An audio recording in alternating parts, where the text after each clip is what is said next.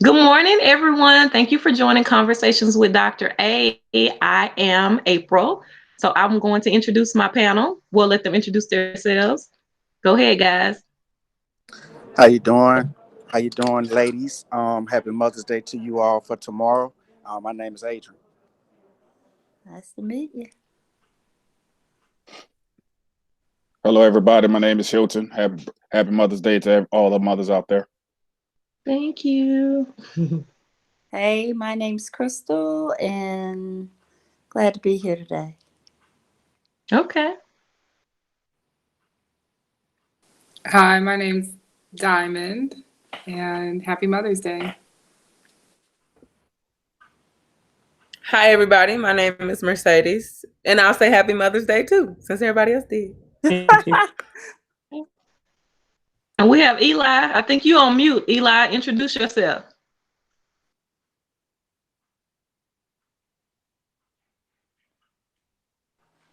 Hello, everyone. I'm Eli. Happy Mother's Day to everyone. Okay. So this is our panel for today.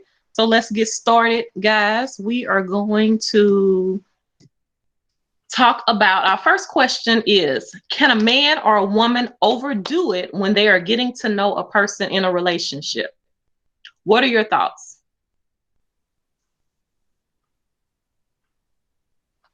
Well, Adrian said he wanted to go first, so I was waiting for Adrian. Okay, Adrian. So what are your thoughts? Can a man or woman overdo it when they're getting to know somebody in a relationship? I guess let me clarify. When I say overdo it, meaning that can you come on a little bit too strong?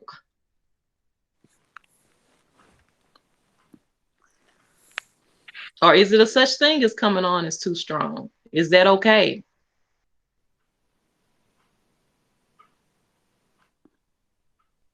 Anybody? I'll talk. I think you can most certainly overdo it by having, I guess, maybe high expectations. A lot of times, when we're dating, some people have a tendency to, focus on one person. And I mean, although that can be a good thing, it can also be a bad thing because that other person may be dating and not putting all their eggs in one basket. And while you're getting to know each other, you really don't want to invest so much because you're just getting to know each other. It can come off a little bit, I don't know, stifling or just a little bit too much. Might scare that other person away. Okay, I agree. Mercedes? My question to that would be, I would need like a specific example of coming on too strong, because for me, I like, if I'm talking to someone or I'm dating them and I'm interested in them and it's clear, I want to talk to you or touch base with you every day, but I don't know if that would he see, oh, she doing way too much. But to me, that's consistency. That's not me doing too much. So, so I don't know. But I see what you're saying, but I think it goes to you understanding that if that's okay with that other person as well. Because you may feel like, hey, I have this interest and so I want to just, keep coming, but you don't know how that person feels. I guess make sure it's clear that both parties are on the same page. Because if you haven't just really had a conversation with the other person, you don't know if he or she has just, been in a heartbreaking situation to where they're still trying to recover or trying to heal from that past relationship, to where they're probably just, wanting conversation, just someone to talk to, not necessarily dive into a deep relationship or, have that, I guess, that level of flirting, just talking to someone of the opposite sex. Well, in that case, it would be good. Sorry, it's a lot of. Okay, so in that case, like Diamond said, I think it would be good to date several people at once. But for me, sometimes when I just like this one person, it don't even matter about the other three or four I might have. I'm just like, dang. So I mean, I guess in that instance, it would be good to date, I mean, more than one person, and also make sure our expectations are clear and both parties agree.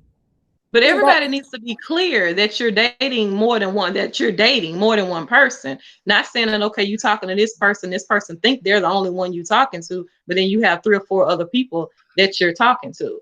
No, You think everybody we needs should to be tell them that? clear.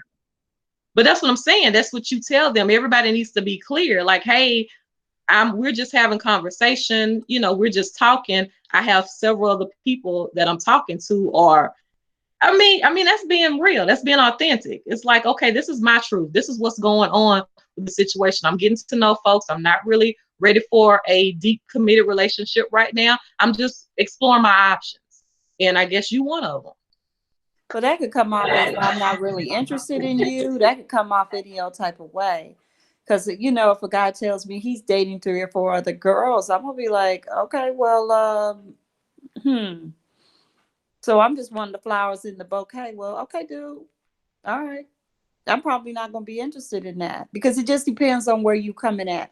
What phase of the relationship are we talking about? Are we talking about the first phase of it where we just The first yeah, initial where phase. we just mutually attracted to a person. Yes. Okay, so if we're mutually attracted to a person, then that getting to know each other process, it has to be kind of like filtered, and you have to be careful to me how much you're willing to put into that. Because if I just met you, I mean, think about the relationships you have. You've all had past relationships and past experience with different relationships. What was too much? And people showed you that. What was too Yeah. much?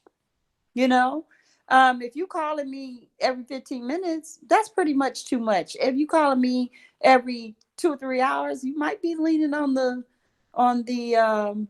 precipice of being too much. Yeah. It just depends. It's a perception. And like Mercedes, she's like, hey, if I'm into you, I'm into you. I'm not playing with you. I'm Yeah. into you. If you ain't ready for this, back up.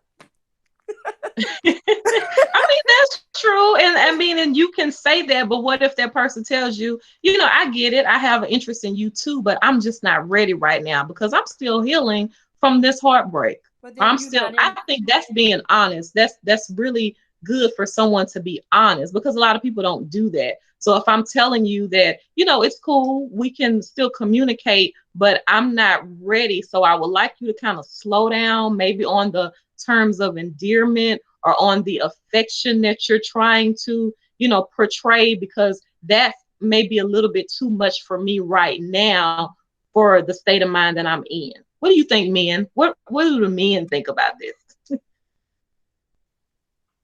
Hey, I'm sorry. I know you asked the men, but I do have a comment on that, April, because I feel like if you're in a situation, I do think that the honesty is great, that you should be honest about where you are. But if you are in a situation where you need to sit and heal, then you probably don't need to be dating, because that other more than likely, when another person chooses to date you, it's because they want to date, they're ready to, or for the most part they might be ready to date, whereas with the other person, they're not really ready. Okay, a conversation is cool, but the balance is going to be off, because I'm willing to give where this person can only maybe take because they're healing. Okay, that's good. I agree You'll with say? that too. So I see two things. The first thing you alluded to, um, April, I think two people come in with two different pace setters, if you will, and Mm-hmm. sometimes one pace is faster than the other. And so I think that communication has to come from that perspective, how fast or how slow this needs to go, because Yeah. some people are more readily available to go than others. Some people want to go at a slower pace, some people want to go at a faster pace. And a lot of the time it brings about conflict even in the beginning, because each of you don't know the pace of the other, and each of you don't know how fast or how slow you want to go. So that should also be a problem. So the baby, in the terms of endearment and things of that magnitude, can serve as a problem if the two people are not clear as far as their communication is concerned. The second thing I see, some people are fixers. Mm-hmm. And a lot of the times when fixers see a problem, they automatically go at it without asking, without uh, inquiring about it. And some people see situations that needs to be fixed, and sometimes fixers uh, uh, impose themselves on somebody else without really inquiring about it. So if I'm telling you, well, I got some money issues right now and all that other stuff. Sometimes I'm not. I'm trying to see if I could confide in that person without them having to just step up and try to fix it without asking me, because that's not what I'm asking for. Some people are fixers sometimes. So if you got a fixer in the relationship and you meet for the first time, they will start fixing things that nobody asked them to fix. And so I Yeah. see that being a problem as well. Also, uh, as far as the healing process that Diamond is talking about, some people come to the relationship not even knowing whether or not they're healed or not. You know what I'm saying? Some people think they're ready for it, and some people don't know how to heal or know what healing is. I mean, you can go to a dictionary and look up the definition, but if you haven't experienced healing for yourself, you can still be hurt, still be broken, but still feel ready for a relationship. So even in the beginning, you really have to know yourself a little bit better and become more acquainted with yourself, and even ask yourself, are you healed? Because you could do too much in the beginning as far as being transparent about the things you've been through in your past, looking for that other person to be that healer, and that could be too much as well. And so I Yeah. guess it's three things then. Yeah. So you can do too much. You can overdo it in the beginning because of some issues that you're still dealing with from your past as well. So Okay. yeah. Good. Eli, what's your thoughts? Yeah, I just think you have to know that person before you reveal certain things. Like the communication needs to be there, and you just need to make sure that or you have some type of inkling of what the reaction is going to be if you're going to start releasing certain types of deep information about yourself to this person. So you got to know their reaction, because in the past, and my view is, yes, you can go too far in the beginning, because I done had keys popped in my face and within days, and that's frightful. Why you Yeah. giving me a key? You don't know me. You know what I'm saying? Like, you don't know me. You don't know what I'm gonna Yeah. do. You might come home and everything gone out your house. Right? Like, you giving me a key, really? I can't So believe it. yeah, you Oh can go yes, too that far. happens. I agree. So yeah, Crystal. I just can't believe it because I would never give anybody a key to anything without knowing them. For a good season, we got to be on the road to marriage or something. But I understand that people do that because they want this person to come into their life and maybe fix something, or maybe, sometimes it's just desperation. I got to have a man. I got to have this. I got to have that. Or I got to have a woman. And it's Yeah. just like, I'm willing to do whatever it takes for you to, to love me. And I think that a lot of times, it begins with that loving self. Now, I'm not a big proponent of sharing past history because I don't think it's beneficial to the relationship. And that because the other person doesn't really understand what you went through with that person that hurt you. Yeah. I hear people always tell me, well, they know what they went through, what I went through. No, they don't. They know what you told them. They know that you gave them some information about you. But what they went through, what you went through, the hurt and pain you felt, all those things, they don't know that. So to me, it's not important to share that. What we doing right now here today? What you looking for? What am I looking for? If I'm looking for something, and we connecting on maybe 5 of the things we looking for, well, maybe we need to pursue this a little bit more. And if Can I we ask you something about that, disconnected, Ms. we Walker? back up. Huh? Can I ask you something about that? Yeah. So if you're planning to uh, be more than just a person that dates that person, they're thinking about something serious along the line. Yeah. Shouldn't you know some things about their past to have a better understanding of who they are as a person, as I as you think as you connect with them? Well, I think that in the beginning, because there's this thing called, in my opinion, you need to have trust. So we're talking about as time goes on. So as you know, like if I meet you, you ever met on a date with a person, the first thing they do is tell you, oh yeah, I got a bad baby mama, or this man did me like this. You know, really, Mhm. do you really want to hear that on the first date? Right. Yeah. I mean, I'm That's just being a good honest point. with you. Do you really want to hear how bad your life been and how you've been mistreated? No, I am out to have a date with you. Talk to me about what's going on with me. Yeah, look, there go your smile. Oh yeah, dude, your smile look good. Be something like that. So what at what point in the relationship that you need to bring up the After past? that Because trust been, it's after that, important to kind of I talk agree. about. I agree, but after that trust has been built, can I try? First, I'm gonna try trusting you with little small things. Hmm. You know, small things. And Right. then, you know, if I don't hear those regurgitated back in my face Yeah. when you get mad or feeling some type of way about me, then I'm Hmm. going to trust you with some more things because I got some deep wounds. I got some precious things that have happened to me in my life. And if I can't trust you with those, when you get mad and be like, yeah, that's why your baby daddy left you. Oh, no, dude, we can't go like that. Hmm. So there's a Yeah. matter of trusting that has to be built before we can even go forward. And as you know, as we like, I trust you with something small, you know, something that happened to me that I don't think is really big deal. But if you may think it's a big deal, you know, because I gave you some information. I'll test you out and trust you with little small pieces of information, things that I don't feel would be wounding to me if you brought them back up. And if you go on and show me that we can be, that we have a trustworthy or a relationship that I can trust you with some stuff. And as we keep going and going, then we build more relationship and more connection. I give you some truth because you do need to know the truth of who I am. I agree Right. with that. Yeah.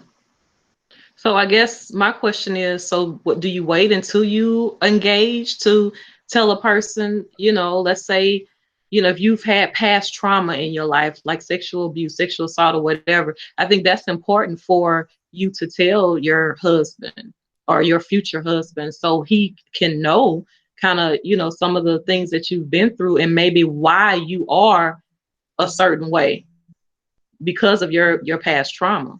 Like, what do you think, Yeah, I think that could Marcel? wait. I think that could wait. That trauma thing, I think that could wait.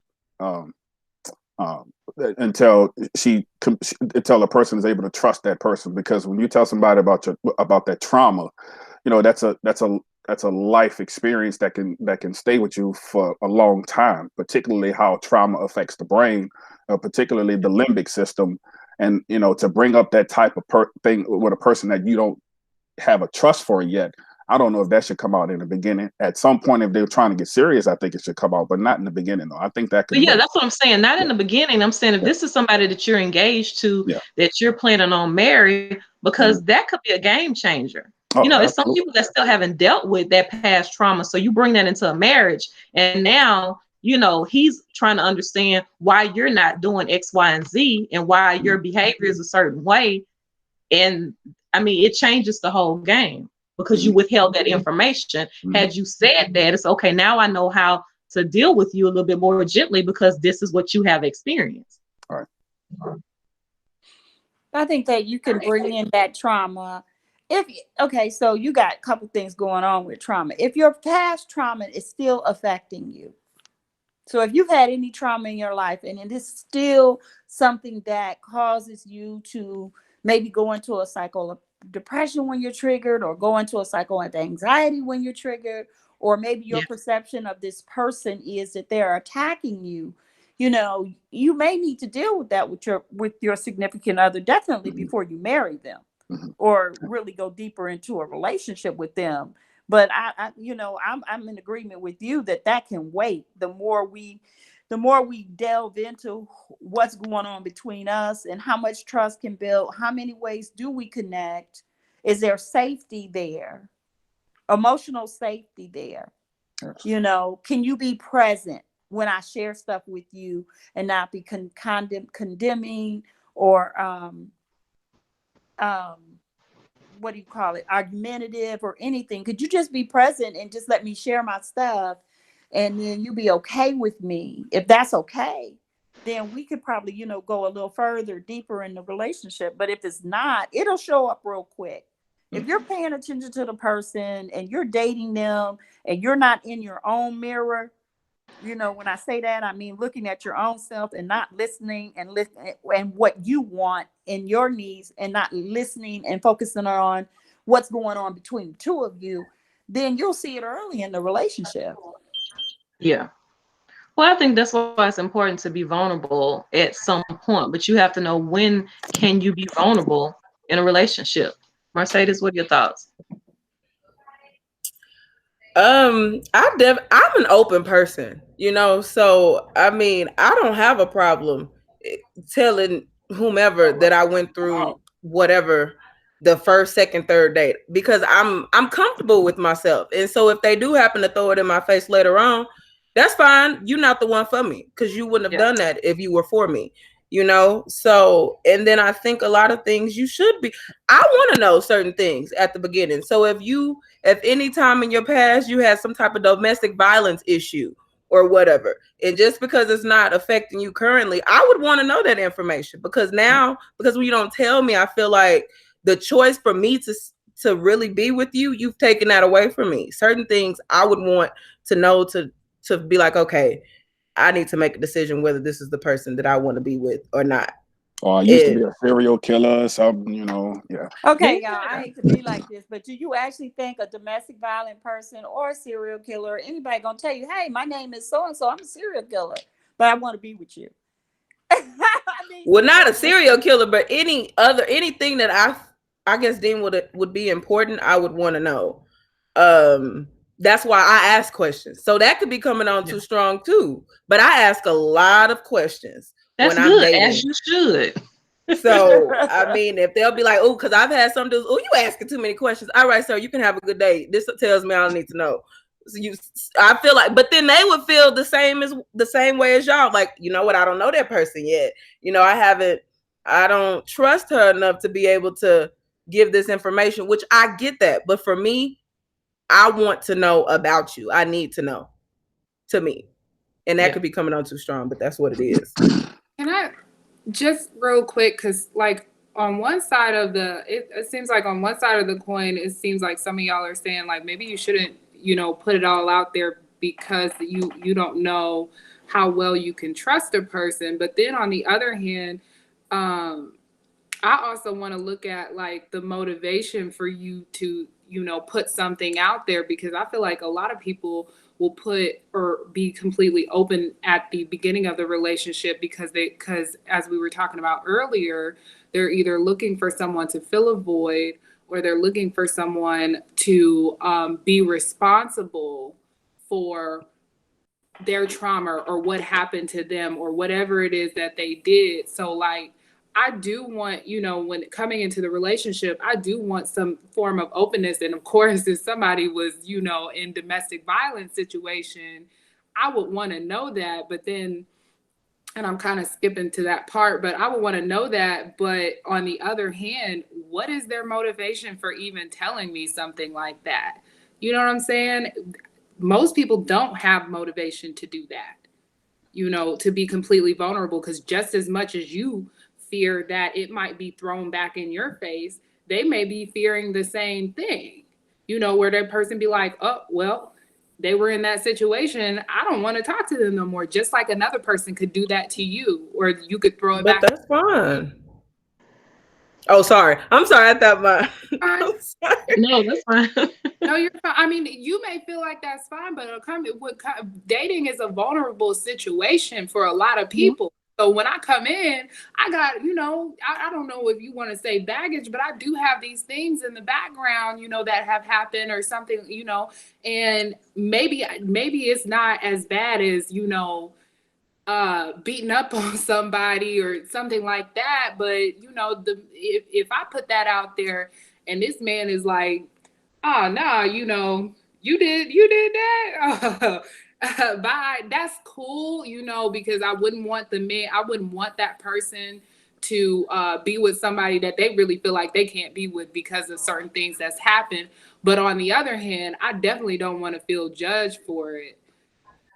And I think you know, like I said, other people who are coming into the relationship can relate. Yeah. Yeah, and I think that needs to be communicated also. And so, yeah, I think what should be communicated is determine the pace of the individual that's coming in there. Where are you with this right now? Because, you know, if you're at that stage where openness and honesty and integrity is what you need, then that other person has to be on board with that in that same venue. If that person is not in that same venue, then you have to determine which pace we're gonna go at, because it seems like we're on two different pace. I'm running a little faster than you are, and sometimes the progression of a relationship can go faster than others depending on whether two people are, and that the pace itself has to be communicated in the beginning so the two people could be on the same page. If both of them are willing to, disclose a whole lot in the beginning, that's because they're on the same page. Most of the time when people come together, they're not on the same page, and one is always moving faster or slower than the other, and that's what creates conflict. But you made a good point, Hilton, and I would say it's a lot of that you'll be surprised how many couples I've counseled to where that's married couples, Yeah. and they are in this marriage and have been in this marriage between 2 and 10 years, and Mhm. they don't talk to each other No. as far as the communication.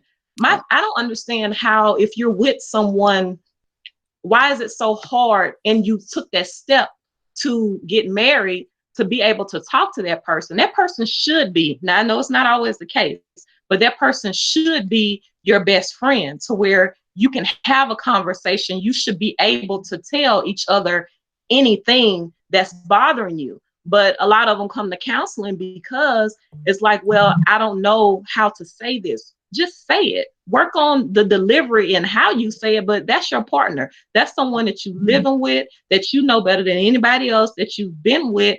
Why are they just finding out certain stuff that you've been holding back because you're scared to have a conversation with them? That's an issue, a Well, strong issue that's happening right now. yeah, primarily, I think that we're horrible communicators, all of us.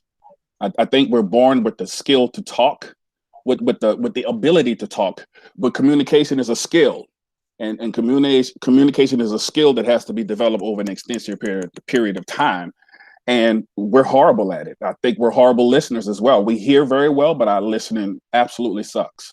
And so, from that perspective, communication is a skill that we have to build upon. And because we have been in this position to counsel people, one of our things to teach couples is how to communicate. I mean, I didn't realize how horrible a communicator I was until I went to school for it and find out that actually listening is probably the groundwork.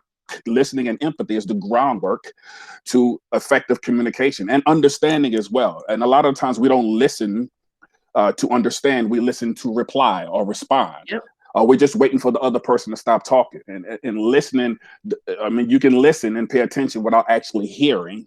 You know what I'm saying? Because you can hear whatever you want to hear. And one of the three things that we bring to relationships and arguments and things of that magnitude is selective recall, selective interpretation, and our own pre-existing assumptions. So before we even get to the doggone conversation, we already misjudging the people and assuming that this is going to be this and this is going to be that. And so communication is not as simplistic as we make it out to be. It's difficult for us to do that. And a lot of us, we subconsciously are not aware of the fact that we're horrible communications, and it's just my opinion. But Yeah. A lot of the times we're so built on self-perception that a lot of the times we can't move perception out of the way to see the other person's point of view. And that's what empathy is. Opinion is just opinion. That's probably the lowest form of human knowledge, but the highest form of human knowledge probably is empathy, because it requires us to have some accountability and some understanding about the person. So, I think that's one of the reasons why so many couples come to counseling, because of their inability to effectively communicate and develop that skill to do so. Yeah. Yeah. Okay. Well, moving on to our next question. Can you move forward from your partner's infidelity? Why or why not?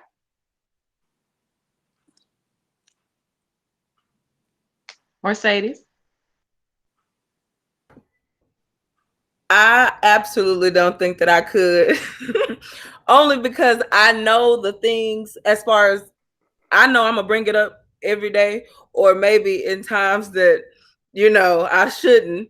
And because I know that, I feel like I wouldn't even. There's no way to move forward if you're still dwelling on the past and using that as ammunition. So, and I know that. So therefore, I don't think I'll be able to do it. Plus, it's a choice. So you Yeah. chose to cheat on me. You chose to not care about how I feel. So then that is something in itself. I'm like, no, that's no, not for me. Can't do it. I tried and it was not successful. I tried, but love is not enough. Yeah. It's really interesting because I've actually in a relationship with family member, my children's father. He actually did was unfaithful with me, and how we had a real strong case of infidelity. And I remember the conversation, but I don't honestly remember why I was able to move past it. And I think it was a decision that we both made together. After, of course, I punched him a couple times, and we went round and round with it. But I do remember telling him it was either us, it would either be our family, the family we had together, or him and her. And I told him basically it was just basically, you can make that decision, you can get with this or you can get with that. He told me he had never intended on leaving his family and that he was staying with his family. And of all the things that went on between us in our relationship, that was the one thing we never discussed. It was over at that moment. We kind of kissed and made up about it, and we never talked about it again. And I don't know how we were able to do that. I don't even know how I was able to do it. But that's exactly what happened. We never talked about it again. We moved on, it. And of all the things that even in the past after we broke up, we argued about, we never argued about that infidelity action piece that was in the relationship. At this point in the game, I would think that being a therapist, of course, I help people move forward in infidelity quite a bit. In fact, I actually got an infidelity case right now, and it can be done. I see people do it all the time. So it can be done. And I did it, and I see other people do it all the time. It does take a lot to move forward. It's a lot of forgiveness. It's a lot of prayer. And the first, you have to recognize that infidelity is a form of trauma. That person Yes, goes through a very traumatic betrayal. Hmm. absolutely. And then and then they have to have time to recover from it. Yes, They have to have time to get out of the amygdala, the fight, flight, or frozen response. And they may go through all three, yes, because anytime you have emotional trauma, you're going to process it at various levels, you know. So if you can get through it and your spouse can be supportive, even the person that's unfaithful, because you'll never understand in a million years why this person cheated on you. You can go through the whole thing of, it was my fault, I should have did better, it was his fault, why, what is wrong with him, does he have any sense, does he have care about my feelings, all that. It's never going to make any logical sense as to why this person made that choice, Because because they wanted He to. technically, wants to. That's the choice. Because they wanted to. I I mean, know, but a lot but of I'm saying, blogs and everything try to make it a little bit more complicated than that, but it's really not. Honestly, people cheat because they want to. that's what I say. That's just as simple as that. It There's is. no textbook definition or psychological, whatever. It's because I made this choice and this is something that I want to do. I mean, I But agree with, I understand what you're saying, Chris. There's a lot of people that have come back from it. And I'm on the same page with Mercedes. It's a no for me because that's something that's deep hurt, because I know I'm not a cheater. So when someone has done that to me, which it has been done, it's like you have to decide at that point for your own mental health. Do I still deal with this person knowing that it's a potential that they can do it again? And for me, if I stay with this person, I've told them and given them the okay. that I allowed you to do this. I allowed you to treat me this way. And I told you okay because I decided to stay with you afterwards. So do I stay in that relationship thinking that it's a potential that they could do it again? Or do I love myself more and move forward? Which I chose to love myself more and I moved forward because I don't think no one deserves that. But I can't speak for all women because there are tons of women, my But then what about the and fact others that never did included, it again, that though? have stayed in relationships, when these things have happened. Go ahead. What do you say? I said, what about the? Mercedes and April, y'all speaking from the point of view of being cheated on. What if y'all was the one doing the cheating? Then you're gonna leave me. That's a decision that you have to make. Yeah. I'll do So whatever it is. what I mean, would you want to stay in the relationship after you was the one who cheated? Probably Well, I not don't because cheat, there's so the reason why I felt like I had to go outside of that person. It's something that maybe See, I hold up. felt Now like wait, now that wait, person now wait, now wait, now wasn't. wait, now wait. That's what I wanted. That's what I wanted. Now you going into explaining why you did it. When the man did it, you said you did it because you wanted to do it. Don't give me no explanation, woman. Mhm.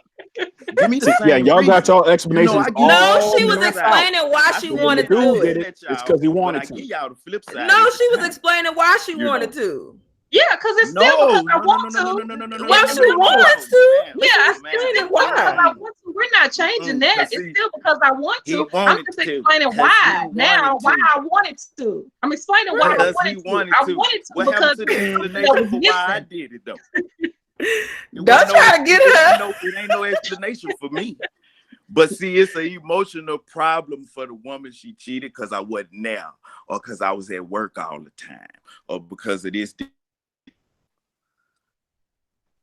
But see, I can't relate to those women because I'm not a cheater. I've never cheated. That's something that, my thing is if I got to cheat on you, I don't need to be with you and I can just end the relationship and go be with someone else. So Right. to me, that's the more adult thing to do.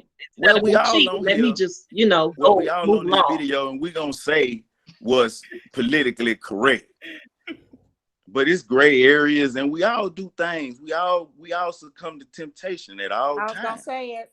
Every Yeah, man is tempted. Every That's man fine. is tempted. Nobody's exempt, Yep. you know. Every man is tempted. Absolutely.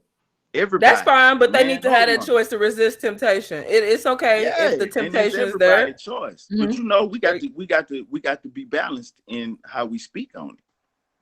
yeah, absolutely. That's the creating the balance. Crystal spoke her piece. Mercedes spoke her piece. I'm speaking my piece. Now, You me spoke your piece. personally, I'm not gonna move. I'm not whether I do it or whether she do it. We not gonna do it after that because, in my opinion, I don't want to deal with the fallout. We're not gonna go. We're not gonna go 10, 15 years. And Miss Walker, I applaud y'all on how y'all was able to get past that, but that's rare. Well, That's actually, rare honestly, because you're not finna keep throwing stuff up in my face, and I'm not finna do it to you. It creates a volatile situation moving forward. well, when Yep. you again, I said that we did in the situation, the example I gave between me and my ex was that for whatever reason, and I really don't know why we never ever talked about that again. And we've talked since then, since we've broken up and all of that. And when we argue about something that's happened in our past, if we do argue, it's never about that. It's never about that girl. And I don't know what it was. I just was like, okay, and so you have people who look at different things. For me, though, I'm gonna tell you this: the impact of that, I don't have no toleration for that at all. I'm on with Mercedes and April. I'm not with cheating because I'm not a cheater. But in helping others to recover from cheating, it is a process. And I've got couples, like I said, that are very successful and have come back from a very, very hard relationships. I've even had one woman who even cheated on her husband, and I've had husbands who cheated on their wives.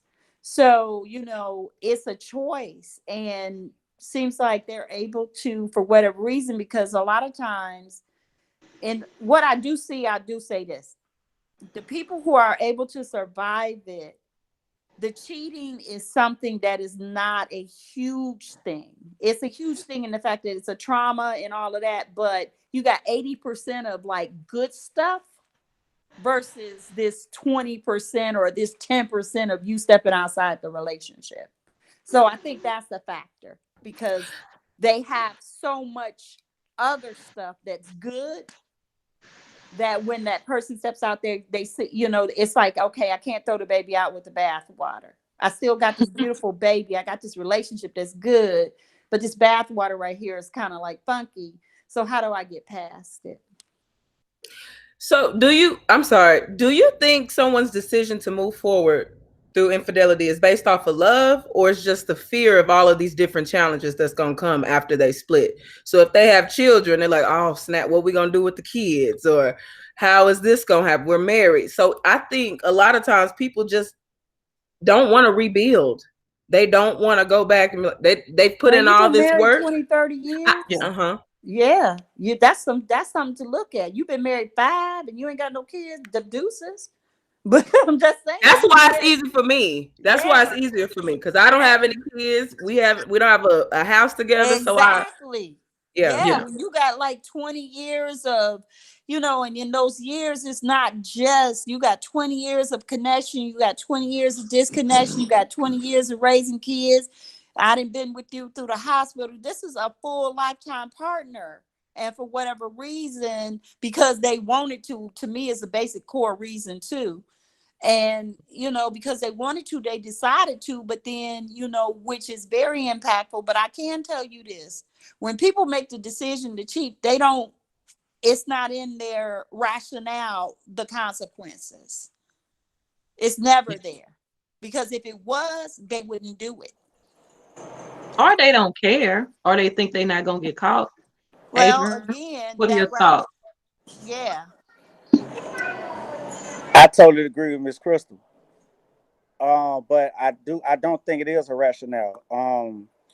I've said this on like a previous blog of ours where I said, men cheat on opportunity. Women cheat on the emotional. Most women cheat on something that's more so emotional, like they actually know the person that like in depth about what's going on. But I'm also with Eli as far as the bar shouldn't change whether it's a woman versus a man as well. A lot of times, to get over things like that, that trust is real big. So once you lose that, it's always gonna be a situation where, anything could spark that back up. You don't necessarily have to talk about that particular situation as far as cheating, but it'll also be a situation where it's always in the back of your head. You don't necessarily always get over it. And, a lot of us ain't, fortunate enough to say we've never cheated before. So from that standpoint as well. Okay. Well, we have Mr. Hilton here who has a book that he's the author of that's called Trifling to Transformed. So tell us what's going on, Mr. Hilton. So, of course, I'm going to come from a different perspective. I'm going to come from the cheater's perspective. Awesome. I am a cheater, have been a cheater. So from that perspective, I'll start with which someone says with your mute off. Nothing. That's why I got to leave my mute on when y'all people. I'm just kidding. Speak now, forever hold your peace. No, I'm just So I'll start with this quote. It says that a readily available source of contradiction is oneself. Each of us are a mass of incongruous ideas, motivations, emotions, and ideas. While we are consciously aware of what we want and our desires, there's an unconscious understanding that we all have that differs widely from our normal sphere of awareness. So here's the deal. I'm a cheater, and so here's the deal with that perspective. Mercedes mentioned about always bringing something up in a person's face. When I apologized for my cheating, I didn't just apologize for what I did, but I unconditionally apologized for the damage it caused. And a lot of the times we don't apologize for that. And so I would have to disagree with my brother and say that I would chug the deuces if she keep bringing it up in my face, because if you cause the damage, what are you doing to repair it? What are Exactly. you doing to help that person heal from the damage you caused? And so for Mercedes, if I love you that much, I'm going to deal with that hurt that I caused, no matter how many times you bring it up. What can I do to help you heal is the problem. And so if I just chug the deuces up on out of that, I mean I didn't care about your feelings in the first place. Hmm. You know. Now I used to think that way, like you ain't gonna keep bringing it up in my face, but I have to take responsibility for the damage I caused. And so if I could take responsibility for the damage I caused and be unconditional in my apology with no and ifs or buts about it, then I think that you can work through the infidelity. The problem is that there's always a back and forth. What about what you did? And what about what you did? Well, what I did, what you did in the past ain't the problem right now. It's what you did to me. So why are you bringing up my past when you have hurt me now in this present moment? And so when couples fight in that manner, they always defending themselves, but you can't defend yourself on cheating, because even though you did not intend to hurt the person you cheated on, Heard them. your actions still proved otherwise. And Mm-hmm. Yeah. many times we defend our intentions, and because we defend our intentions, we therefore justify our actions. A lot of the times, if we can set our intentions to the side and acknowledge what the act of cheating done to that person, then maybe you can build from that. But a lot of the times we're scared to admit it. So the book came about because I was trifling at the time. I got two kids who are 15 years old, and they're not twins. They're a month apart. My son was born February 15, 2005. My daughter was born uh, March 17, 2005. And Oh, wow. so, and so, um, and nobody put a gun to my head when I did it. I tried to find every excuse in the book to try to combat that, and I could have.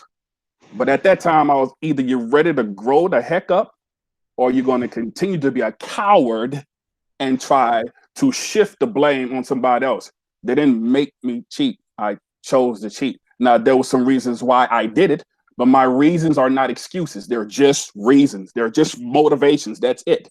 You know what I'm saying? And so I never, what I did was I unconditionally apologized. And now I'm married to my son's mother, and I'm best friends with my daughter's mother. And I apologize to both of them. And neither one of us were for the right at that time, because neither one of us were married at the time. But I still had to apologize for what I did. And that's mainly why relationships can't build and grow from that, because of the unwillingness of the person who committed the adultery or the cheating to come clean and realize that, hey, I totally 100% own this. And that's just what that is. So, you know, I, so to that degree, I think Mercedes is right. She would have to leave if the person is not willing to help her heal in that aspect of it. And then I agree with everybody. I don't think anybody's definition of the question is wrong. I think we just have different perspectives. Me coming from a cheater's perspective, I get to see things from a broader perspective. And even if you decide, and I told my wife, even if you decide not to continue to be with me, still allow me to help you in your healing process, because I know this is what I did to you. You know, Hmm. and we did break up for a while. But after she saw my progress, and after she saw that I was sincere and authentic in my apology, because Yeah. with an apology comes a changed behavior. Your behavior needs to equal that apology. And once she saw that progression, heck, she asked me to marry her, which surprised me, because I thought it was over and I thought it was never going to be restored. And that's the reason for the book. Uh, and I'm still trifling. I still love women, but I monitor that very well now. I control that very well now, because I do admit to the fact that I'm a trifling man, and I still like a good looking woman. But I know how to make the decision. But I know, just like the alcoholic who's 23 years sober, they Right. still, when they go to that meeting, they still say, "Hi, I'm so and so. I'm an alcoholic, and I'm 23 years sober." So Yeah. that's the same thing. I still have trifling is that unconscious part of myself that is inappropriate and incongruous. We all have it. But the question is, can the mirror continue to stay faced inward, or are you going to continue to face the mirror outward and see everybody else's problems but your own? I choose to keep the mirror faced inward so that I can always acknowledge, hey, you ain't all that neither in a bag of chips, bruh. So what's going on with that? So that's my spiel on that. I don't want to take up the whole time. So no, you're good. I think that's a really good answer. I also think, it's good because couples have to make the decision what's best for them in their relationship. You can't listen to your family, you can't listen to your friends, all these outside people. What is it that you're willing to put up with, willing to forgive, and willing to do in your relationship? It's just between you and that other person. That's your relationship. Everybody outside doesn't matter. They don't have an opinion. But the that's thing key with what that, he said. Go ahead, you first. no, Miss Crystal, you go. Nah, you. now we want to hear what you got to say, Miss Crystal. Go ahead, I was Chris.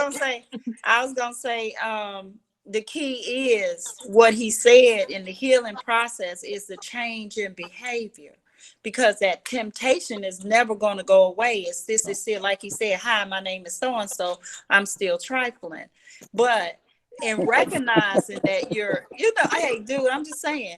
I mean, I say It same is what thing, it is. but I am still in fighting. recognizing that you have that temptation, and that's something that's with you, but you make a choice to say, okay, that's something I know I deal with, but I've got it in this box. I'm not letting it out because I got these other things I got to deal with, and I'm willing to go forward. I think that anybody who goes through a infidelity, the one thing they have to see in that person who has been unfaithful is that change in behavior, because talk is cheap. And you telling me that you're not going to do this no more don't mean a hill of beans to me, because you did it before.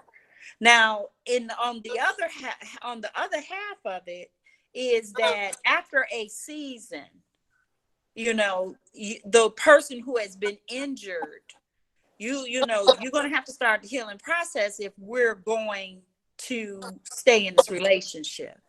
Because if you're going to be wounded for 4 or 5 years, no, we can't do it, because you're going to kill the wounder. Wounded will now become the woundee, if that makes any sense. Yes. Yeah. Because you've hurt me, and I'm still so hurt that everything I'm trying to find a way to reconcile that pain by hurting you, but that never works. It's never going to happen. So, that's there too. Yeah, and it's hard for the wounded to realize that as well, that they actually wounding the person that wounded them in that process. It's hard for them to see that because they're still wounded. So that's a but tough road. they feel it's justified because Yeah, you and they feel hurt it's them. justified. Right. Yeah, you hurt them, and their trauma, fight, flight. They get caught in that amygdala, can't get over to the process. Yeah. Get to the frontal brain and start processing what happened. And that amygdala tape keep running. This fool cheated on me. How dare him? I'm killing him. Yeah. Maybe not kill him, but Adrian, go ahead. Just going off of what you said, April, as far as it depends on you and your mate on if y'all want to make that work. But to see, the thing is, everybody has somebody that they vent to, whether it be a family member, which usually be the worst, a friend, whomever. So once you decide to make that work with your spouse or your with your spouse or whatnot, what happens is, oh, she's stupid. Oh, he's stupid. Why would he do that? But the fact of the matter is you opened yourself up to vent to this person, and now you want this person to feel what you feel on why you stay, whether that be because of the kids, whether it be because you love that particular person. And that kind of bumps heads with everything you're trying to do. You remember in 2020 when he cheated on you, now what you thought he was going to change? So just kind of piggybacking off of what you said, to make that work, to make, y'all deal with that necessarily in-house. Nowadays, social media it's an abundance of people telling their business and then want to go back and delete it, but I'm a screenshotter. Right. I I remember that big loan. I never put this on Facebook, but since did it, I mean, if you're not necessarily vent, somebody needs to vent to somebody. That's what counsel. That's what you all are for. You need somebody to vent to, but people don't want to do that. They're gonna go talk to their best friend. They're gonna talk to their parents, and now you got your parents not liking this particular person. And I, for one, was in a relationship like that where the mama couldn't stand me. Lord knows that lady couldn't stand me. I was sweet as gold, but she couldn't stand me because of transgressions me and her daughter went through. But today me and that lady we fine. We're good. We're great. When I see this lady, talk to her, everything is cool. Thank God I don't have no children with this woman. it probably would have went a different way. But I had to show myself, over time. But off that initial, because of what or what you see, it don't matter all the good. All you know is that bad you did to my daughter, and that's all that matters. So it is hard trying to not to talk to someone. It is hard trying not to let people in on your business, and it's even harder to try to make them same people that you talk to understand why you stayed. Yeah, absolutely. I agree. Yeah. You want to say something, Mercedes? Yes, I was gonna ask Hilton or anybody, it doesn't matter. Like, what could the change be after you cheat on your significant other and you commit to trying to repair the relationship? What does the change behavior look like? Because I've heard that I heard Miss Crystal say that, and also Hilton. Does that mean that you start to give her all your passwords to everything? Does that mean that you talk to her about more things? I Could mean, be. you could say I'm not gonna cheat anymore. How does she know that? Like, how does she Could know be. there's a change? Well, what she has to see it for herself. But for me, the constant admission and ownership of my action started to change the behavior. Like I didn't own 99.9% of what I did. I own 100% of what I did, and it takes years. For Somebody me, mute their phone, for please. me, it took years for her to recognize that change behavior, because you don't change overnight. You don't change in 2 weeks. You don't change in 3 weeks. If you've been a certain way for so long, it took you years to be that trifling person that you was. So it's going to take years and years and years and years to see that change behavior. And because I've seen people who were 5 years sober from drugs and still relapsed. And so for me, it was just years and years and years of that change behavior. I no longer said the words I wasn't going to cheat anymore. I I let my actions speak for my words, regardless of whether she was going to take me back or not. And it was 5 years before we got back together, but it took her that long to see it. She had to see it, and sometimes it take years. If you really love that person and really care about their well-being and care for their healing, and not only did I had to participate in my wife's healing, but my daughter's mother's healing as well. So my actions had to be my words, and that's how they noticed the change. And to the point where they said, you know what, Hill, you wrote the book. Stop beating yourself up. Yeah. Both of them said that. Stop it. You've done what you had to do it. And I mean, I wrote the book. The book came out in 2015. So I was 10 years of still trying to prove myself, even after I married my wife. It was 10 years. And everybody around me in my circle said, stop beating yourself up. Did I think I was beating myself up? No, I was still admitting to the trifling person that I was. But they got tired of me beating myself up. They had forgiven me. So I had to start. I didn't want to cry. I had to start forgiving myself, which was a hard. I'm still forgiving myself for stuff like that. That's a process. For self forgiveness is also a process too, especially when you own your stuff. You know what I'm Yeah. saying? And it's very humiliating. The pain is very excruciating, but it's a necessary pain to go through if you're trying to grow, mature, and become a wiser person and be the man that your grandmother raised you to be. That was a painful process, but it was the best process I ever had to go through. Yeah. Absolutely. And she said that one of the things, I've had couples come in and the woman suspected him of cheating. When she Mercedes was talking about it, one thing popped in my head was this one particular couple, and I was like, okay, if you're telling her you're not gonna cheat, then you're gonna have to open up your life to her. Yes. And that means your Facebook, all of these things, phone, all of this. And if you've got a healthy relationship, that should be open anyway. Yes, absolutely. Yeah. But he didn't want to do that. And that didn't allow that couple to move forward Right.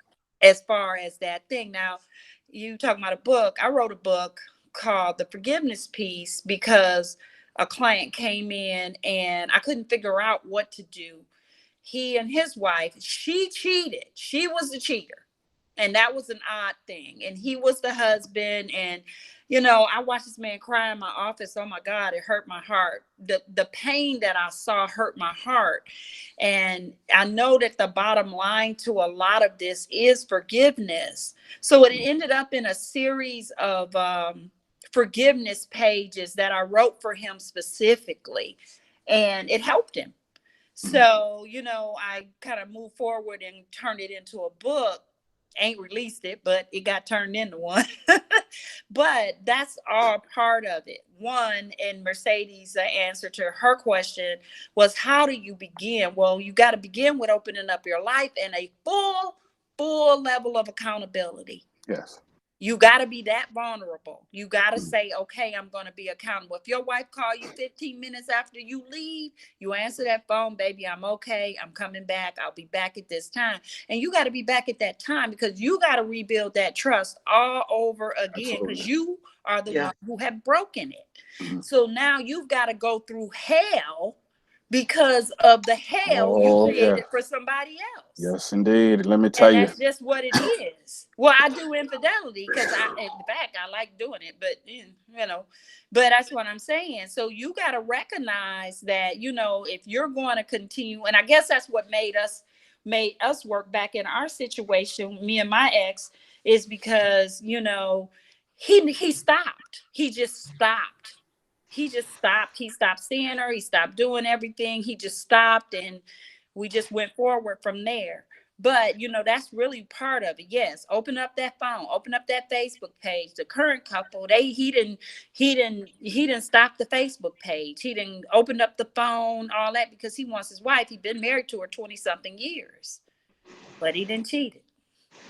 Yeah. Now, with that being said, and because my wife said it wouldn't help. Will that help if he opens up his Facebook page and all his social media and the email passwords and all that? Will that help you? Because my wife said, no, I don't want to do that because I'm going to go looking for reasons not to trust you, and I'm going to find it.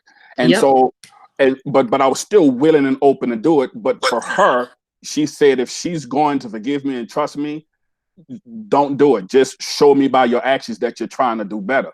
And because she said it wouldn't have helped her out because that's how she found out I was cheating in the first place. She was looking for reasons to catch me in the act. And she says she will continue to. I'm sorry? If you shut your Facebook, so if you're cheating and you've got all the social media, if all that goes shut down and you begin to, instead of turning away from your wife, you begin to turn toward her, that's going to reestablish that trust. Mm-hmm. That's what I'm thinking. But everybody can't shut their social media down. But will that help? Will that help her? If this is what you want, will that help you? And if that helps you restore that trust, then go ahead and do it. For my wife, it would not. She said it wouldn't have worked for her because she would have kept looking for reasons not to trust me. Mm-hmm. And she said she would have found them. It could have been any little bitty thing that probably wouldn't have bothered her before I cheated. That probably would bother her now. Mm-hmm. You understand? Because I have tons of followers now because I'm a poet and that's what I do on the side. And I have tons of followers because of what I do in my poetry. You know what I'm saying? And she said, just like this woman that I found following you right now, I know you don't know who she is, but why she got this thing on? Why she dressed like that? And why did you approve her to follow you and all other stuff? But people follow me because of what I do poetically, and I do it from a spiritual and Christian perspective. So, I'm a come as you are type person. If If this is motivating you, I don't want to turn you away from something that's helping you to grow spiritually, but as it relates to my performances. So every now and then she would come to me and ask, "Who is this?" I said, "Babe, I have no idea, but we can find out on our own. Let's find out. Let's go through the profile and see who she is. I don't know who she is. I can't possibly know 5,000 followers and hundreds of thousands of followers all over the world who follow me because of what I do poetically. So like, whenever she got a question, all right, well, let's go through and find out. Yeah. So that was my point in saying that, you can't always shut your social media down because you use it for business marketing or whatever. So that's not, always But a I was good willing to do it situation though. there. I mean, I didn't care about none of that stuff no more. I was just like, let's do what we got to do. But she said, no, no, no, because I'm gonna hate you for the rest of your life if I find something else. I said, all right, Okay, so you're identifying that there is some communication that has to go on as to what has to happen for the person. Okay. What is going to make, so I guess the question is, what will make you feel more secure? What is going to Exactly. make you build this trust? Because for what you're saying is that for each person, it's different. Hmm. It is. Yeah. I agree. Yeah, I agree. absolutely. Mhm. Well, good guys. So this concludes our discussion conversations with Dr. April. My disclaimer for today is these are the views of the panel in this group. It is not meant to be taken as advice. So just wanted to throw that out there. But I thank you all for your participation today. And until next time, happy Mother's Day. Be blessed. Bye. Bye.